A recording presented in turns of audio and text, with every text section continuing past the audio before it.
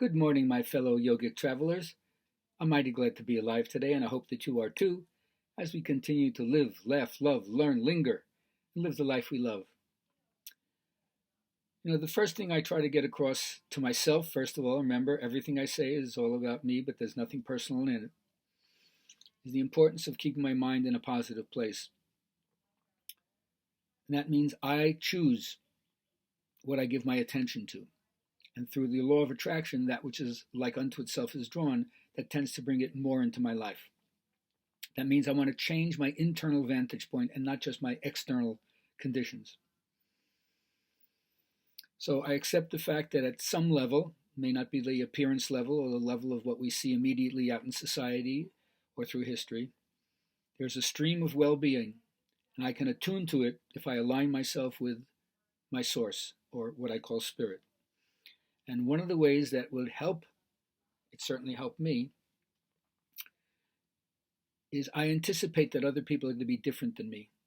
And instead of hating them or loathing them, I take delight, to the extent that I can, in everything they do that shows me they're not me, they think differently, feel differently, act differently. And I want to beat the drum of their magnificence, because if people see that I recognize who they are, like an avatar, I see you, they might respond to me very differently. They may act in life very differently. And if we see that, maybe that will give them the strength they need to bring their gifts to the world. So I'm going to learn to recognize in them what satisfies them. I'm going to not try to correct them, corral them, inhibit them, but free them by recognizing what their worth is.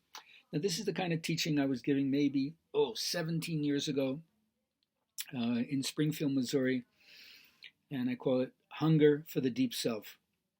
That modern life is superficial, and the spiritual life wants to take you to the depth. So instead of being buffeted about, practicing these techniques, you learn how to fight against your own ignorance, fight against and try to find the balance between being inflated in yourself, thinking you're hot shit and better than you are, or deflated, seeing yourself as worthless, right? So don't over-idealize, don't devalue. Either of those paths are confusion of your own identity. Now for me, I keep telling everybody, this is just like being out of the closet. For yoga, don't be afraid to admit that you're living for spirit. It's not a psychotic ideation. The world would be better off if people engaged themselves in deep introspection and self-reflection and then practice the psychology of extroversion. Not crass materialism, that kind of extroversion, but how do I bring my gifts into the world in order to help everything out, bring the evolution of the species along. Not everything can be fit in to comfortable labels. There's a part of us that's wild and does the unpredictable. Isn't it nice to know you have something spontaneous in you that isn't going to go the same old, same old? Yeah. So one of the things that helps is that the soul, or some deep part of our feeling nature, has a penchant for weakness, pathology. And in many, many teachings, it's the inferior part that becomes the savior, like baby Jesus. And I know that most of us feel hopeless in our pathology, and that somehow we think if we get sick in some way, our illness is contemptible.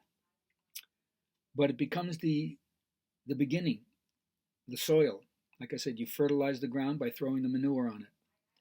So our own shadow stuff becomes the creativity from which we're going to bring forth something beautiful, filled with praise. And so this is why I always say a mentor is very important at certain stages, because they validate what it is that's going on in your life. They recognize your spirituality.